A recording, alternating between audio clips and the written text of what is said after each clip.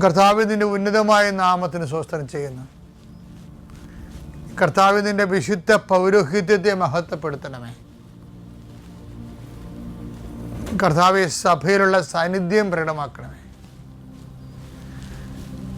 39 വർഷം ഞാൻ അർപ്പിച്ച കൃപയുടെ യുഗതിയാൽ കൃപാസ്ഥാനത്താരെ ജീവനോടെ പ്രത്യക്ഷപ്പെട്ട പരിശുദ്ധയുടെ മാധ്യസ്ഥത്തിലെ ഞാൻ കുരിശ് ഉയർത്തി പ്രാർത്ഥിക്കുന്ന കർത്താവേ, വിശ്വാസത്തിൻ്റെ സേവ ഉയർത്തിക്കൊണ്ട് അങ്ങയുടെ മക്കൾക്ക് വേണ്ടി പ്രാർത്ഥിക്കുന്നു.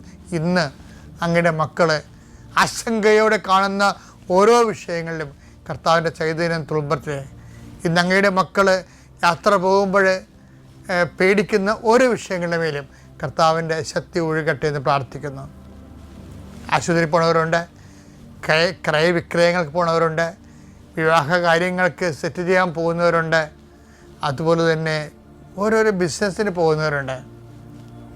കർത്താവ് അങ്ങനെ എല്ലാ പ്രവർത്തനങ്ങളും കർത്താവിനെ നയിക്കപ്പെടാൻ വേണ്ടി ആത്മാർത്ഥമായിട്ട് പ്രാർത്ഥിക്കുന്ന കർത്താവേ, എൻ്റെ കർത്താവിന് വിരുദ്ധമായ നാമത്തിൽ സഭയുടെ അധികാരത്തിൽ വീണ്ടും നീ ഇന്ന് രാത്രി വിശ്രമിക്കാൻ തിരിച്ചു വരുന്നവരെ കർത്താവിൻ്റെ ചൈതന്യം നിന്നെ ആവസിക്കട്ടെ, നിന്നെ സംരക്ഷിക്കട്ടെ.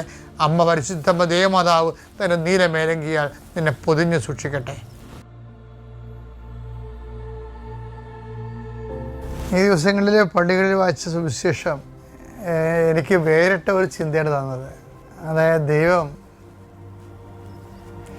നമുക്ക് എല്ലാവർക്കും തിരിച്ചറിയൽ കാർഡുണ്ടല്ലോ. അപ്പോൾ ദൈവം തിരിച്ചറിയൽ കാർഡ് കൊണ്ട് ഉദ്ദേശിക്കുന്നത് 3 തരം തിരിച്ചറിയൽ കാർഡാണത് ഉള്ളത്. എന്നിട്ട് ഈശോ പറഞ്ഞത് ഫലത്തിൽ നിന്ന് വൃക്ഷത്തെ തിരിച്ചറിയാം. മത്തായി 12:33.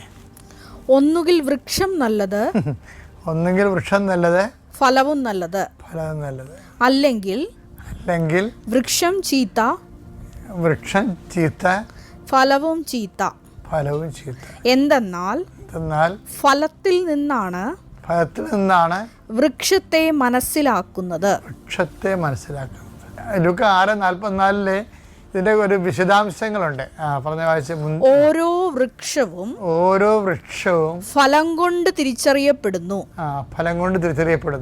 മുൾച്ചെടിയിൽ നിന്ന് അത്തിപ്പഴമോ ഞെരിഞ്ഞിലിൽ നിന്ന് മുന്തിരിപ്പഴമോ ലഭിക്കുന്നില്ലല്ലോ. ഇവിടെ ഒരു കൺഫ്യൂഷൻ വരുന്നുണ്ട്. ആൾക്കാരുടെ സ്വഭാവത്തിൽ മിക്സഡ്. ചില കാര്യത്തിൽ നല്ലതായിരിക്കും, ചില കാര്യത്തിൽ മോശമായിരിക്കും. ഇപ്പം ചില ആൾക്കാർ നമ്മൾ ഇൻട്രൊഡ്യൂസ് പറയുമ്പോൾ നമ്മൾ പറയും നല്ല പൊതുദയുള്ള ആളാണ്, വിനയമുള്ള ആളാണെന്നൊക്കെ പറയും, നമുക്ക് കൊണ്ടു നടക്കാമെന്നൊക്കെ പറയും. പക്ഷെ വേറൊരാൾ പറയും അവനെ അടുപ്പിക്കാൻ കൊള്ളാതെന്ന് പറയും.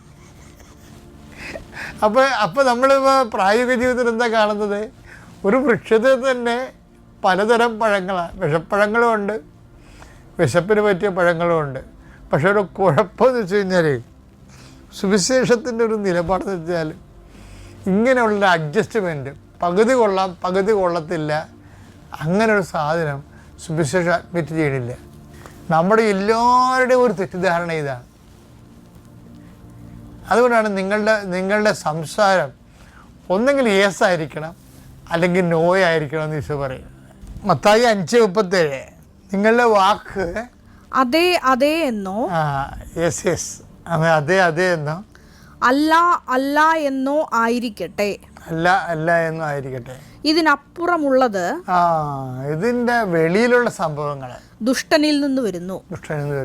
ഇപ്പോൾ അതായത് പാതി നന്മയും പാതി തിന്മയും അങ്ങനെ ഒരു അഡ്ജസ്റ്റ്മെൻറ്റ് സത്യസുവിശേഷവും സത്യദൈവവും ഉൾക്കൊള്ളുന്നില്ല.